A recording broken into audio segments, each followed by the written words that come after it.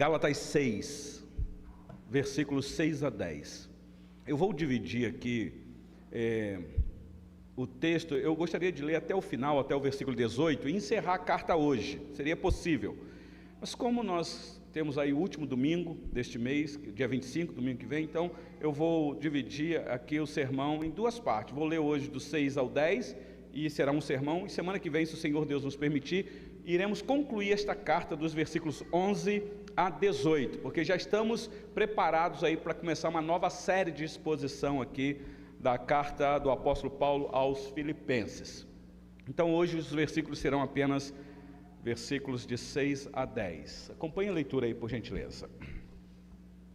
Diz assim a palavra do nosso Deus: Mas aquele que está sendo instruído na palavra, faça participante de todas as coisas boas aquele que o instrui. Não vos enganeis, de Deus não se zomba, pois aquilo que o homem semear, isso também ceifará. Porque o que semeia para a sua própria carne, da carne colherá corrupção. Mas o que semeia para o Espírito, do Espírito colherá vida eterna. E não nos cansemos de fazer o bem, porque a seu tempo ceifaremos, se não desfalecermos. Por isso, enquanto tivermos oportunidade, façamos o bem a todos, mas principalmente aos da família da fé. Até aqui a leitura da palavra do nosso Deus. Vocês que têm nos acompanhado na exposição da carta que o apóstolo Paulo escreveu àquela região da Galácia, são várias igrejas naquela região. Nossa querida irmã Efigênia fez uma viagem missionária aí e passou por aquela região da Antioquia da Pisídia, Listra, Icônio, Derbe, cidades que o apóstolo Paulo passou na sua primeira viagem missionária e plantou ali igrejas, e que hoje lamentamos dizer que estão em ruínas algumas delas.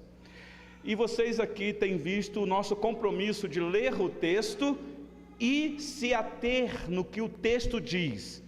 Eu não sou daquele estilo de trazer uma mensagem minha para vocês usando o texto. Eu apenas leio o texto e tento explicar o texto e fazer aí, contextualizar o texto para nós, porque isso é muito importante. Então vocês conhecem qual é o meu estilo de pregação aqui, meus irmãos. E em fazendo isso, eu não sou de ficar jogando indireta para ninguém do púlpito. Ora, a palavra do Senhor Deus vai nos consolar, confortar, mas ora a palavra vai corrigir e exortar. E eu não posso ser leviano com a palavra de Deus. O que ela diz, nós temos o compromisso de dizer. Ora vai agradar e ora vai desagradar. É assim que é a palavra de Deus. Mas vocês sabem que eu não sou de ficar jogando piada do púlpito para quem quer que seja. Eu não uso o texto e nem uso o texto da Bíblia para defender causa própria. Vocês sabem disso. Eu sou o primeiro a ser exposto aqui. Por que é que eu estou dizendo isso, meus irmãos? Porque eu quero deixar bem claro algumas questões aqui antes de entrar no texto. Porque o texto de hoje vai mexer um pouquinho com a gente, ainda que pareça que é um texto tão simples, mas não é, meus irmãos. Eu quero dizer para vocês que eu sou bem assistido financeiramente por essa igreja. Eu já quero deixar isso aqui bem claro para vocês. Eu sou pastor dessa igreja, já vai para 12 anos, e 12 anos que essa igreja assiste o pastor financeiramente, porque o pastor precisa sobreviver, o pastor tem família e tem despesas. Eu louvo a Deus pela vida dessa igreja. Aqui nessa igreja eu nunca passei necessidade financeira. Eu já quero deixar isso bem claro e está sendo gravado aqui. Eu dou graças a Deus, porque é o Senhor Deus que nos abençoa. Agradeço ao conselho dessa igreja, na pessoa dos presbíteros que aqui já passaram e que aqui estão. Agradeço a contribuição de cada um de vocês, porque se não fosse a contribuição de vocês, eu não seria assistido, não teria como pastor sobreviver, a não ser que então o nosso dever seria como outros pastores de outras denominações, que pastoreiam e têm o seu trabalho secular. Não haveria nenhum problema isso, mas a igreja presbiteriana tem um outro estilo de manutenção dos seus ministros. Então eu quero deixar isso aqui bem claro. E esse texto aqui, então, não é um texto que eu escolhi para que alguém possa ouvir e dizer: o pastor está pedindo para aumentar o salário dele. Não, não é isso, não me entendam mal, tá bom, meus irmãos? Mas eu vou ter que falar algumas coisas aqui que o texto nos ensina, e Paulo instruiu aqueles irmãos lá no passado, e serve de instrução para nós aqui também. Então vamos lá, meus irmãos, para o texto. O texto, como eu disse, é do apóstolo Paulo. Vocês devem lembrar que o capítulo 5 o apóstolo Paulo tratou com esses irmãos a importância da vida deles como cristãos, de viver no Espírito Santo. O apóstolo Paulo trata isso com muita propriedade. E agora, no capítulo 6, Paulo passa a falar sobre a ética do viver no Espírito Santo. Uma coisa é eu saber que eu tenho que viver no Espírito Santo. A outra coisa é, qual é a ética que me é exigido viver no Espírito Santo? E aí, você já deve ter visto no último sermão, Paulo aqui começa a aplicar, ou ele faz aqui princípios bem práticos de como essa vida no Espírito funciona.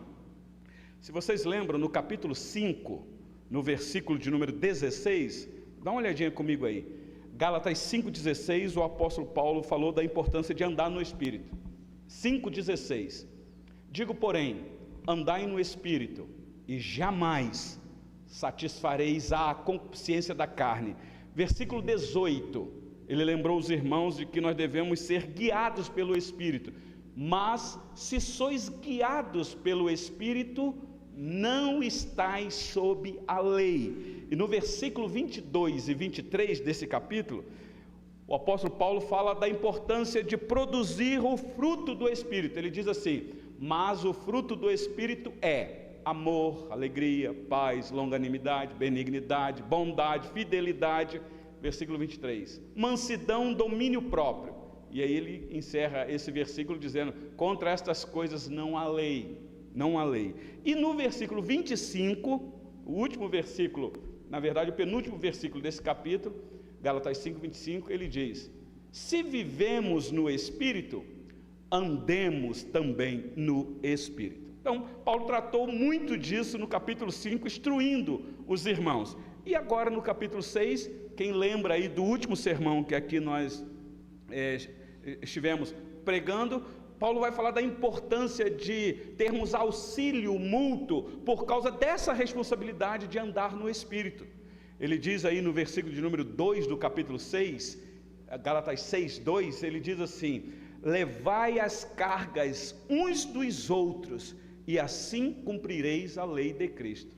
E no versículo 5 parece que ele se contradiz, porque no versículo 2 ele diz: levai as cargas uns dos outros, e no versículo 5 ele diz: porque cada um levará o seu próprio fardo. E aí nós encerramos o sermão semana passada. E agora, meus irmãos, Paulo continua a sua exortação bem prática com uma advertência. Ele faz aqui uma advertência e ele dá um encorajamento. Então hoje será a advertência, semana que vem será o encorajamento. Como que Paulo dissesse assim: todos serão julgados por Deus, todos nós teremos que comparecer ao tribunal de Deus para prestar conta, isso é fato, a Bíblia diz. Mas os cristãos que andam pelo Espírito Santo, ou andam no Espírito Santo, irão colher uma recompensa eterna. Este é o privilégio do cristão, essa é a diferença. Então vamos para o nosso texto, por gentileza, analisar aqui com calma o que é que o apóstolo Paulo nos ensina através do Espírito Santo. Então vamos lá, versículo 6, Gálatas 6:6. Me parece, meus irmãos, que o apóstolo Paulo aqui está mostrando que haviam alguns líderes, mestres ou ministros naquele tempo que estavam sendo negligenciados na sua assistência financeira ou na sua necessidade. Porque olha o versículo 6, como é que ele diz: mas aquele que está sendo instruído na palavra. Quem são aqueles que estão sendo instruídos na palavra? Possivelmente os membros. Faça participante de todas as coisas boas aquele que o instrui. Ele dá uma orientação aqui: vocês, Gálatas, têm a liderança de vocês, que ensinam para vocês o santo evangelho, que aplica a vocês aquilo que é verdade da parte de Deus, que ensinam vocês o caminho que se deve andar, que esclarece na mente de vocês a revelação da parte de Deus. Vocês têm os líderes que orientam você, porque uma comunidade sem liderança é uma comunidade acéfala, precisa de liderança. Me parece, pelas palavras do apóstolo Paulo, que ele quer dar essa instrução para os irmãos: vocês que têm liderança, não menospreze os líderes de vocês, assistam eles, porque vocês estão sendo instruídos, e instruídos na palavra. Meus irmãos, é algo estranho quando uma liderança fiel é defraudada no meio da comunidade, especialmente nesta área de sobrevivência, cuja a instrumentalidade das pessoas ou da alma das pessoas são alimentadas com benefícios espirituais. Recusar uma recompensa terrena àqueles que, ou daqueles que recebemos bênçãos celestiais, meus irmãos, me parece que a Bíblia trata isso com muita propriedade. Se você depois ler com calma a carta que Paulo escreve aos Coríntios, ele vai falar isso com os irmãos. Ele vai dizer: isso não foi um impedimento de eu pastorear vocês, mas eu fui assistido por outra comunidade para trabalhar para vocês. Ele dá uma bronca na igreja sobre essa questão. Aliás, 1 Coríntios capítulo 9, deixa eu ler esse texto aqui para vocês, é necessário. São palavras do apóstolo Paulo. 1 Coríntios 9, versículo 6. Eu vou ler aqui alguns versículos. Se você quiser grifar aí depois e marcar esse texto para analisar com calma, você pode fazer. 1 Coríntios 9, 6 até o versículo 12. Paulo diz assim, ele está falando da bronca que a igreja deixou de assistir eles e assistia a outros, dava preferência, e ele diz assim: ou somente eu e Barnabé não temos direito de deixar de trabalhar? Alguém estava dizendo: não, você pode trabalhar e ter seu sustento e pastorear. Paulo vai dizer: não tem problema nenhum, eu posso fazer isso. Ele tem uma profissão, aliás, ele fazia isso. Mas ele faz uma pergunta: mas eu e Barnabé, nós não temos direito de deixar de trabalhar? Olha, continua o texto, olha lá, versículo 7. Quem jamais vai à guerra à sua própria custa?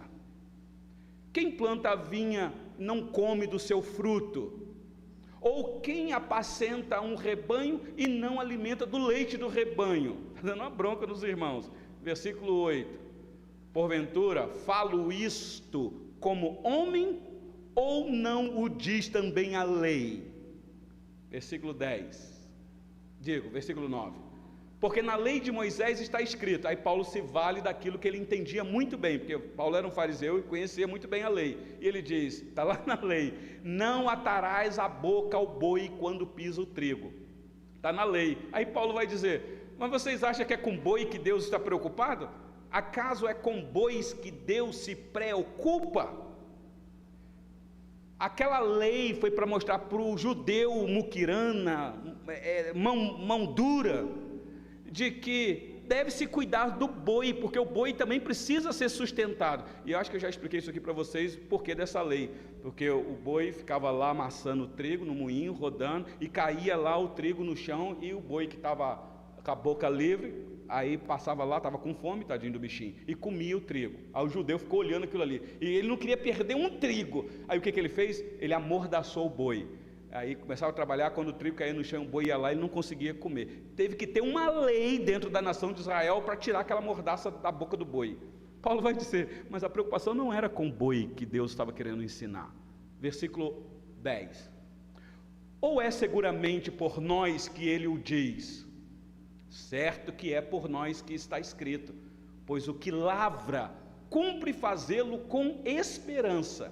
O que pisa o trigo, faça-o na esperança de receber a parte que lhe é devida. E o versículo 11 diz: se nós vos semeamos, a lei da semeadura, as coisas espirituais, será muito recolhermos de vós bens materiais? Versículo 12. Se outros participam desse direito sobre vós, não o temos nós em maior medida? Entretanto, não usamos desse direito, antes suportamos tudo para não criarmos qualquer obstáculo ao Evangelho de Cristo. Aqui está um verdadeiro pastor. Ele sabe que é direito, mas ele vê a comunidade e fala assim, mas eu não vou ficar exigindo isso, porque isso vai ser uma barreira para o Evangelho, porque o meu sustento não vem da terra, vem de Deus. Mas olha o versículo 14 desse mesmo texto. Paulo diz assim: assim ordenou também o Senhor aos que pregam o Evangelho, que vivam do Evangelho. Então, meus irmãos, não há nada em errado o pastor ser sustentado pela comunidade. A questão é que nós vivemos no Brasil um abuso exacerbado nesta área, e aí nós ficamos até constrangidos em falar disso daí, porque fica parecendo que eu estou legislando em causa própria, e eu já falei aqui no início, que eu sou bem sustentado por essa igreja, bem assistido, e esse sermão não é uma carapuça para ninguém, eu não estou aqui defendendo salário meu, eu já disse isso aqui no início, e já deixei bem claro, mas a Bíblia trata disso com muita propriedade. Primeira carta de Paulo a Timóteo, no capítulo 5, versículo 17, é um outro texto que eu já li aqui com vocês, mas eu repito, dá uma olhadinha aí. 1 Timóteo, capítulo 5, versículo 17, quando Paulo vai falar da liderança da igreja, especialmente os presbíteros, e presbítero na nossa denominação, presbítero docente, é óbvio, versículo 17, Paulo diz assim: devem ser considerados merecedores de dobrados honorários os presbíteros que presidem bem. Preste atenção que é presbítero que presidem bem. Se há presbítero que presidem mal, não tem nada de dobrados de honorários, tem que presidir bem. Com especialidade os que se afadigam na palavra e no ensino. É aquele que instrui a comunidade na palavra, porque existem muitos presbíteros que não têm nenhuma formação legal, bíblica, para poder instruir a comunidade na palavra e no ensino, mas está lá exigindo ser sustentado. Meus irmãos, esse assunto é um assunto tão delicado. Uma vez o Senhor Jesus andando com os seus discípulos, é constrangedor, mas o Senhor Jesus se valeu disso.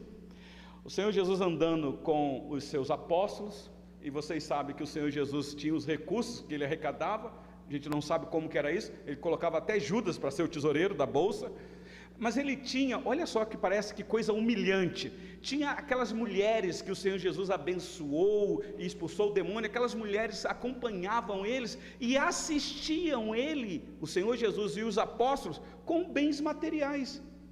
Isso está registrado em Lucas capítulo 8, deixa eu ler esse texto para vocês, sei que vocês conhecem, mas Lucas capítulo 8, versículo 1, o evangelista registra isso.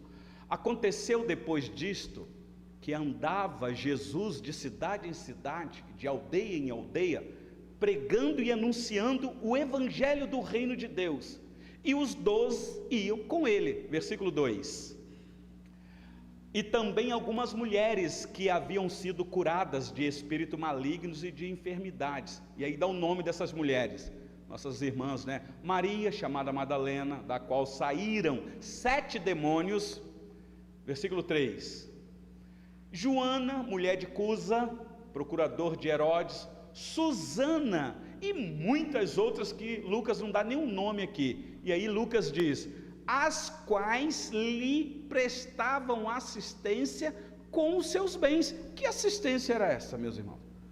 Mulheres piedosas, mulheres que entendiam quem era Jesus e os apóstolos, o que é que eles ensinavam.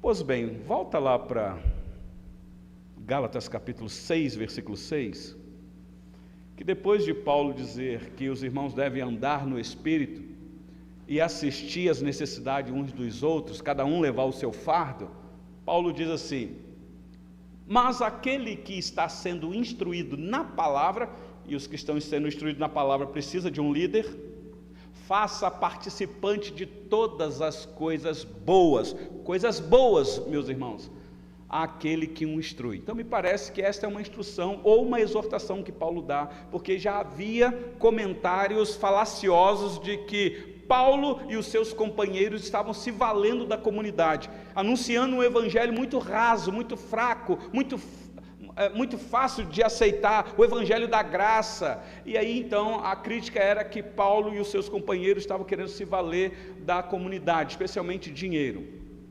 E talvez esses irmãos abraçaram essa ideia falsa, e agora Paulo tem que dizer: olha, vocês que têm o líder de vocês aí, vocês não podem deixar de assistir eles não, porque eles dependem disso. Aliás, nós temos mandamento que instrui isso, e aí eu citei alguns aqui para vocês.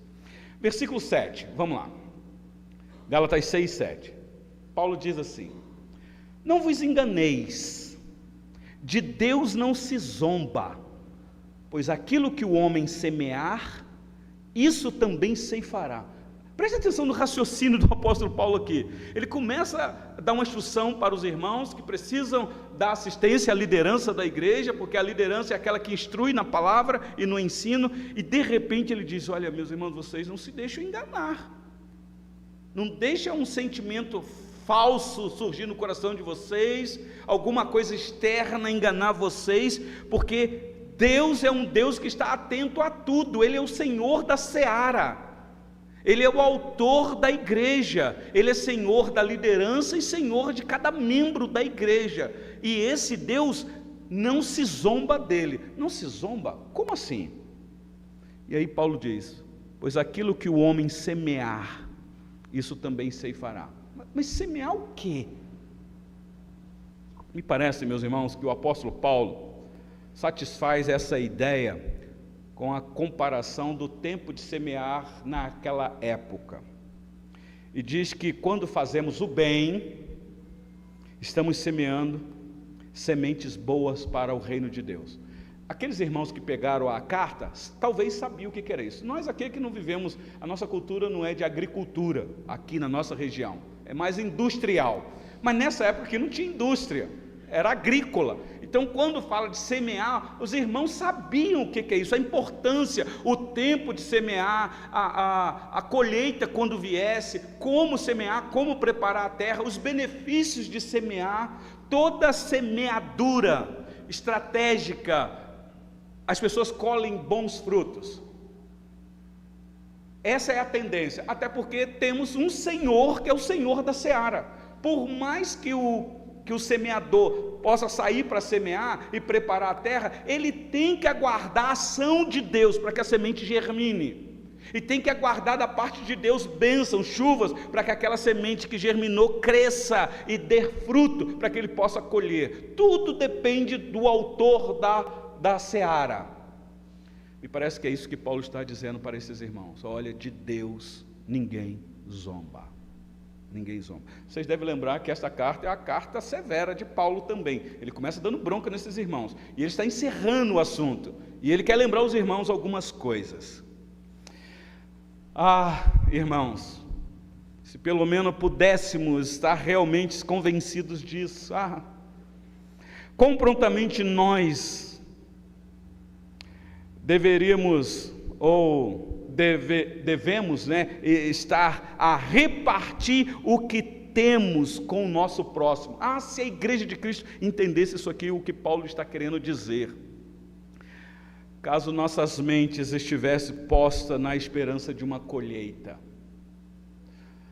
Paulo instruiu a igreja em Roma, dizendo o seguinte, Romanos capítulo 2, quando ele vai falar da importância do gentio e do judeu. Esse texto corrobora com o versículo 8 que ele vai dizer aqui, mas olha só, Romanos capítulo 2, versículos 4 em diante.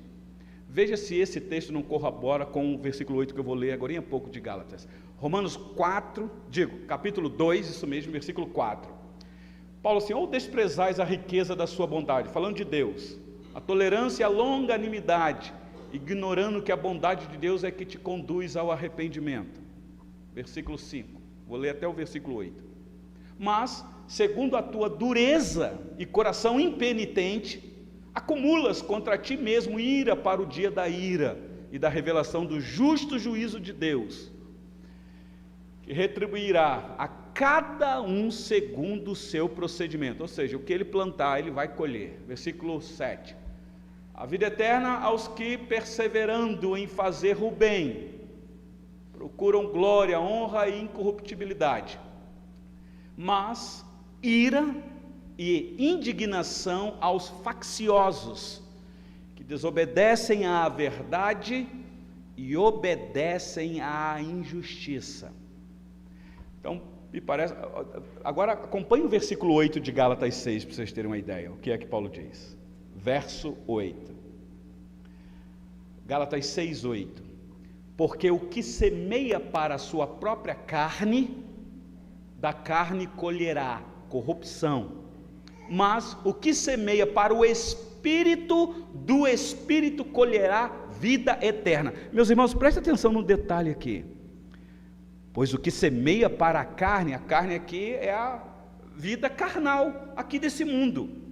Semear para a carne, meus irmãos, é prover para as necessidades da vida presente, e nesse sentido não há problema nenhum, de você se qualificar, de você trabalhar, de você juntar tesouro, ter a sua casa, o seu carro e o seu salário para a sua manutenção. A Bíblia não é contra isso. O problema é quando você semeia só para isso, achando que isso é a sua segurança, achando que o teu emprego é a tua segurança aqui nessa terra, e não é. Então, semear para a carne é prover para as necessidades da presente vida, sem qualquer consideração pela vida futura. A pessoa vai trabalhando, juntando dinheiro e pensando que a vida dela é só essa aqui, e ela esquece que tem uma eternidade lhe aguardando, tem um céu que lhe aguarda, que você é instruído a juntar tesouro lá. Não é que você não possa juntar tesouro na terra, você pode, eu até te incentivo a fazer isso, mas esse tesouro tem que ser em benefício do reino de Deus e do próximo, meus irmãos, não só para você. Essa foi a bronca que o Senhor Jesus deu naqueles que queriam ser salvos. Vocês devem lembrar do jovem rico. O que devo fazer para ser salvo? O Senhor Jesus falou assim: você conhece a lei? Conheço, desde a minha juventude. Então uma coisa só te falta, você está quase salvo. Ele era muito rico.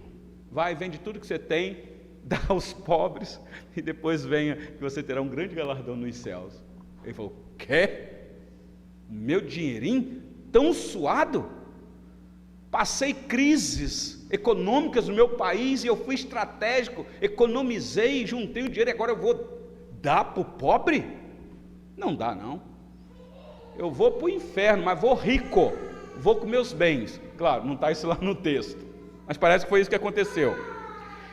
Então, meus irmãos, me parece que você gastar todas as suas energias só para satisfazer a sua vontade aqui na terra, me parece que é isso que Paulo está dizendo, que é semear para a carne. Me parece que é isso. Mas ele diz no finalzinho aí que, mas o que semeia para o Espírito, do Espírito colherá vida eterna. Pois bem, meus irmãos, semeia para o Espírito, como é que é isso, meus irmãos? Me parece aqui que colher vida eterna, isso aqui é fruto de arrependimento. Ele acabou de dizer o que é o fruto do Espírito. E alguém já disse que arrependimento, grava isso daí na sua mente, arrependimento não é perfeição, não é. Arrependimento é a atitude que diz: eu odeio as coisas que mataram aquele que morreu por mim. Isto é arrependimento, é você lembrar disso. E o que é que matou o nosso Salvador, meus irmãos? Foi o pecado, foi a cobiça, foi a ganância, foi a avareza, foi a idolatria, e por aí vai, meus irmãos. Então, por isso é que Paulo diz: cuidado, porque aquilo que você planta, você vai colher. Essa é a lei da semeadura, porque nós temos um Deus que é Senhor da seara, e de Deus ninguém se zomba. É o Senhor que faz brotar da terra o alimento que sustenta o nosso corpo, porque se Ele não quiser, Ele faz mirrar a semente. Se Ele não quiser, você não tem renda. Se Ele não quiser, você não tem nem vida. Ele corta a sua respiração e acabou. Tudo que você tem, tudo que você conquistou, fica por aí. Me parece que é disso que Paulo está tratando aqui com esses irmãos. Eu acho que os irmãos ficaram muito satisfeitos em ouvir isso de Paulo, não. Vamos lá, versículo 9, por gentileza. Gálatas 6:9. E não nos cansemos de fazer o bem, porque a seu tempo ceifaremos, se não desfalecermos. Prestaram atenção?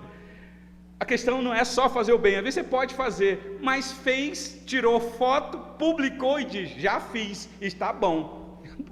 E não faz mais. Paulo está dizendo, não, vamos nos cansar de fazer o bem. Porque o fazer o bem é a nossa essência de vida aqui nesse mundo. Enquanto aqui nós estivermos, enquanto você tiver força, se você tiver inteligência, capacidade, você estiver nesse mundo, faça o bem, porque senão você vai desfalecer. E você desfalecido, você não vai fazer o bem. Eu ia falar que você não presta para nada. Não dá. Como é que uma pessoa desfalecida vai fazer o bem para quem quer que seja? Então, meus irmãos, vocês prestaram atenção aqui? E não nos cansemos de fazer o bem. Aqui é uma ordem a não nos cansarmos em prestar assistência ao nosso próximo, em praticar boas ações, em exercer a generosidade. Parece que ele tratou disso com a liderança, para não deixar a liderança desassistida, e agora ele vai partir para a questão da comunidade. É claro, meus irmãos, ele está falando isso aqui para quem tem recurso. Ele não está falando para quem não tem nada. Quem não tem nada, não dá nada. Ele está falando para quem tem recurso, a quem Deus abençoou. Então, boas obras. Não adianta nada você dizer que tem fé, se você não tiver obra. Se você tiver fé e não tiver obra, Tiago diz, está morta essa tua fé, não serve para nada. Mostra-me a tua fé, sem obra que eu te mostre as minhas obras com a minha fé. E por último, olha aí o versículo 10, muito interessante.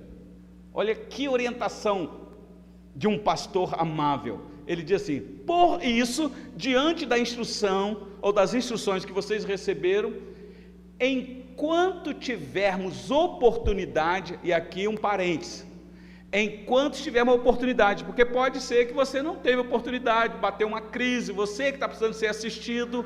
Então, mas se você tiver oportunidade, tiver recurso, se você foi abençoado por Deus, façamos o bem a todos, sem distinção, mesmo, claro, não, sem acepção. Como é que eu vou falar isso? É você saber como que você tem que ajudar esse outro. Todos aqui não é de qualquer maneira, porque você pode ter um malandro e você vai contribuir com a malandragem dele. Não é isso que Paulo está dizendo. Por isso é que ele coloca esse mas no finalzinho, dizendo, mas principalmente aos da família da fé, porque os da família da fé são conhecidos. Bom, pelo menos deveria ser conhecido. E aqui talvez é uma palavra para liderança, que fica atento às necessidades da comunidade.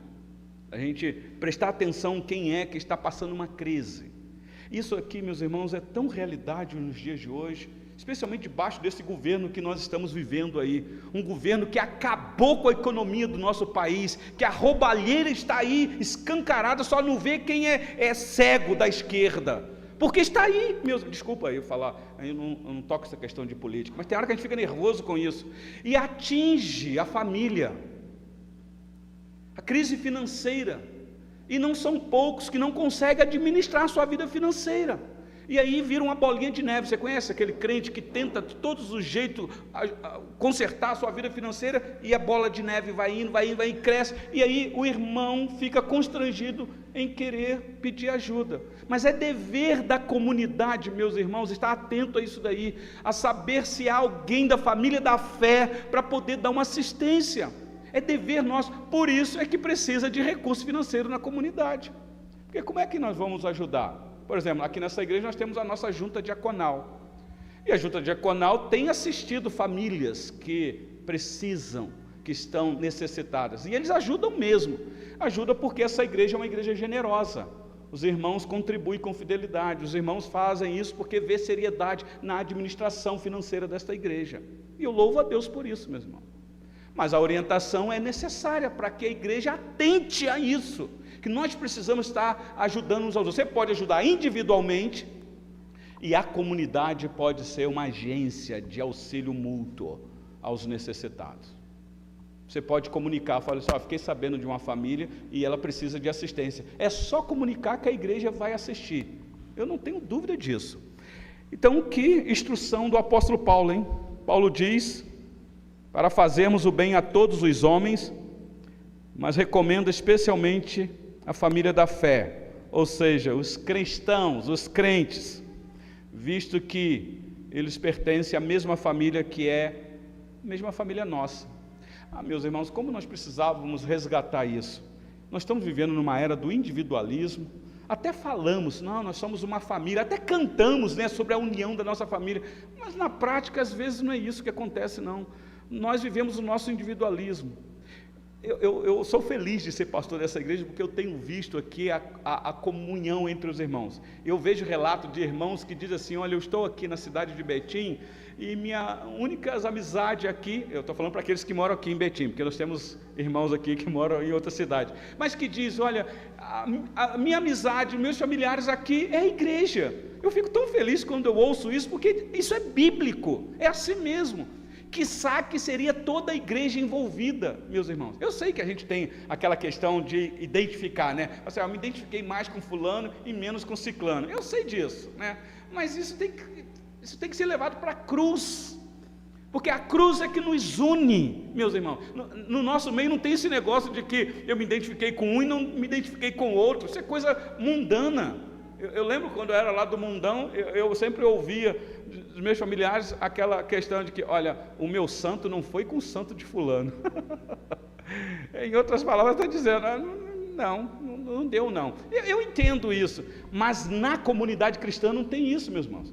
O nosso santo bate porque nós temos um santo que nos une, que é Cristo. E nele nós estamos unidos. E me parece que Paulo está querendo lembrar esses irmãos disso, da importância da comunidade estar unida, assistindo uns aos outros. Aliás, ele acabou de dizer, olha, nós devemos levar os fardos uns dos outros. Mas aí ele diz que cada um levará o seu próprio fardo. Por quê? Ou a sua própria carga. Porque nós vamos colher o que a gente planta.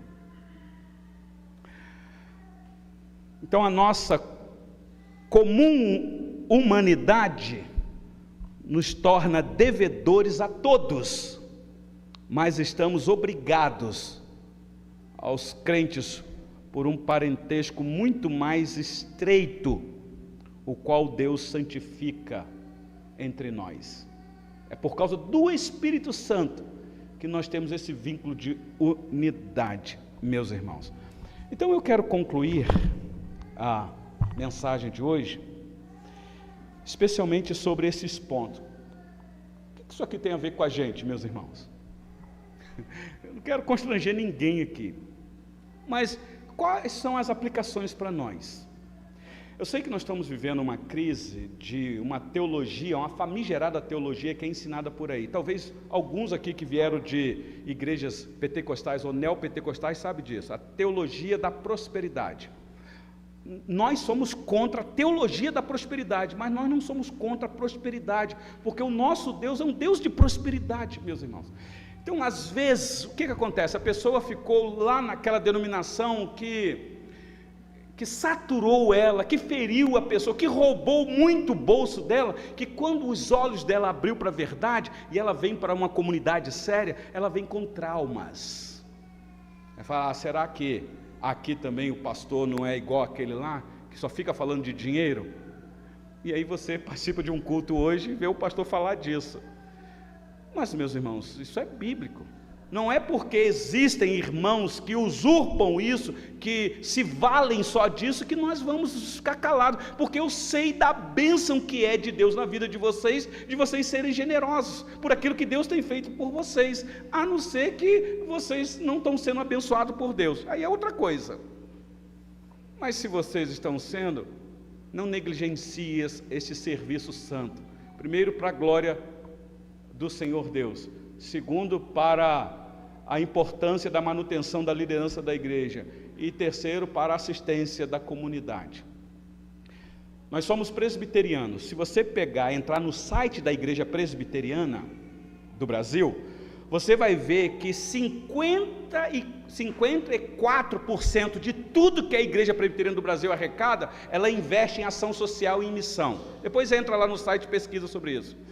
E ela faz isso com a arrecadação que é feita na igreja local. Toda arrecadação na nossa igreja não vai para o bolso do pastor, não é o pastor que administra. A nossa igreja aqui, nós temos um colegiado que administra a vida financeira da igreja, temos o tesoureiro, nós temos contador que examina tudo que é gasto aqui na nossa igreja, tem prestação de conta no final do ano, mas essa igreja é uma igreja que é dizimista fiel ao nosso presbitério e ao Supremo Concílio, que utiliza exatamente nesta área que Paulo está dizendo aí, de assistência. E como a igreja presbiteriana, meus irmãos, faz boas obras. Entra lá no site que vocês irão ver. Então, sem vocês saberem, toda vez que vocês contribuem aqui nessa igreja, vocês estão abençoando gente neste vasto Brasil, até os mais distantes desertos, rincões desta nossa nação e até exterior. Você tem abençoado pessoas. Mas eu quero dizer para você que toda grande empresa, e essa igreja nós temos aqui alguns irmãos que trabalham em empresa, investe pesado no bem-estar de seus funcionários. Você sabe disso. O funcionário que é bem assistido, que é bem estimulado, ele tem a tendência de ser um bom funcionário, ele vai produzir mais. Deixa eu só dar uma dica para vocês aqui, talvez vai ser legislar em causa própria, mas não é não. Mas se tem uma coisa que alegra o meu coração quando alguém me presenteia com livros.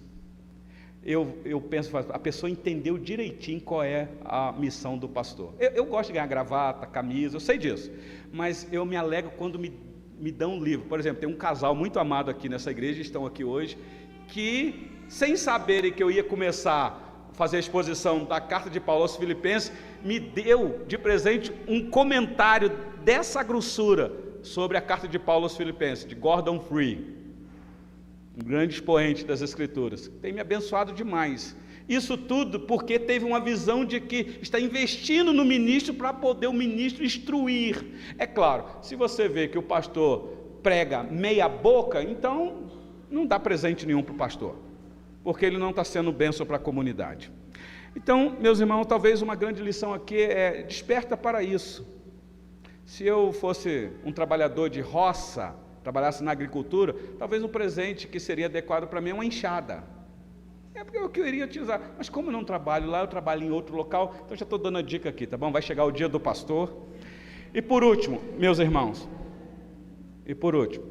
a certeza da colheita, ainda que demorada, deve servir de motivação para fazermos o bem a todos, em especial aos irmãos da fé.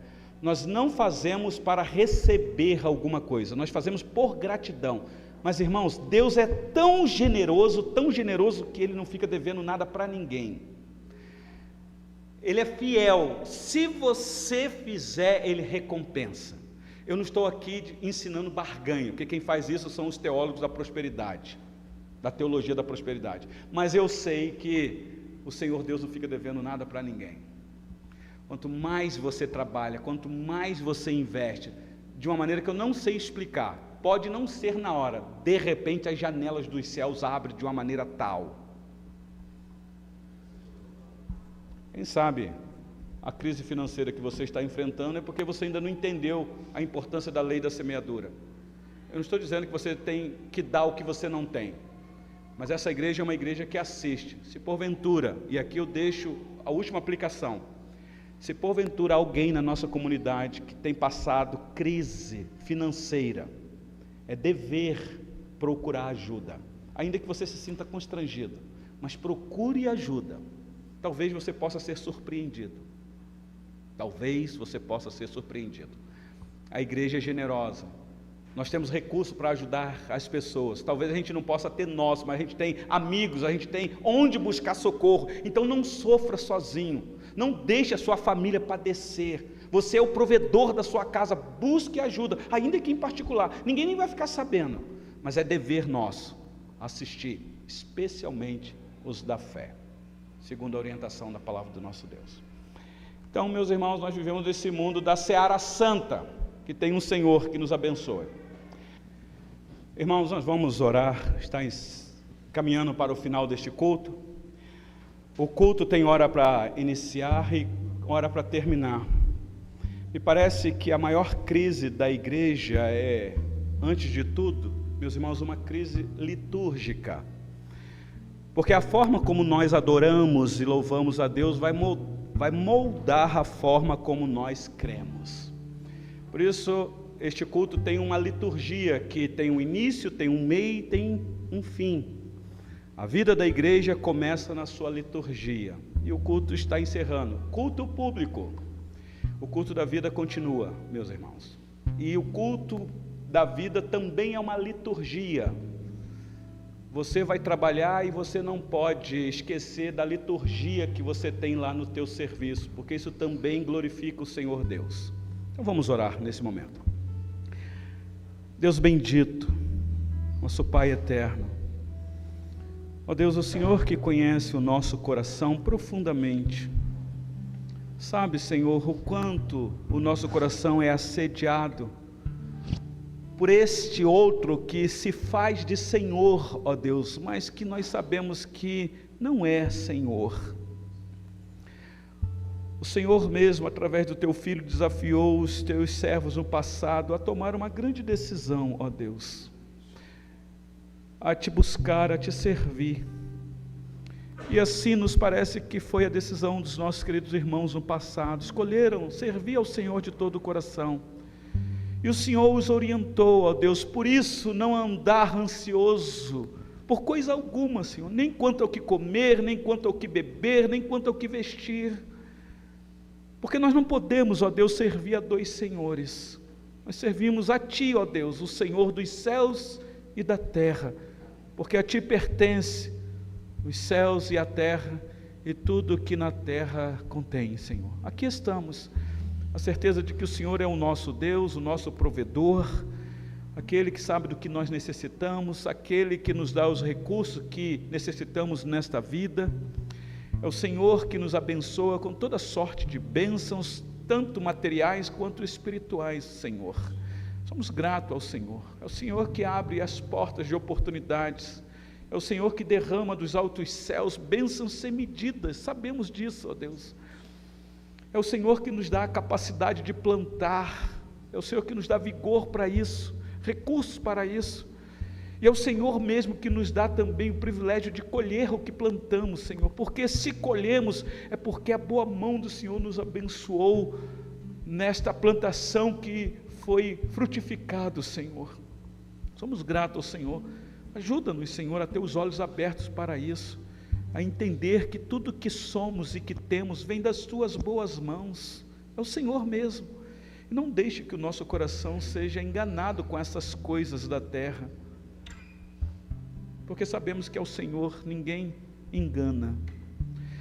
E eu sou grato ao Senhor por esta igreja, grato porque o quanto o Senhor tem abençoado esses queridos irmãos aqui, e que tem nos assistido, Senhor, nas nossas necessidades.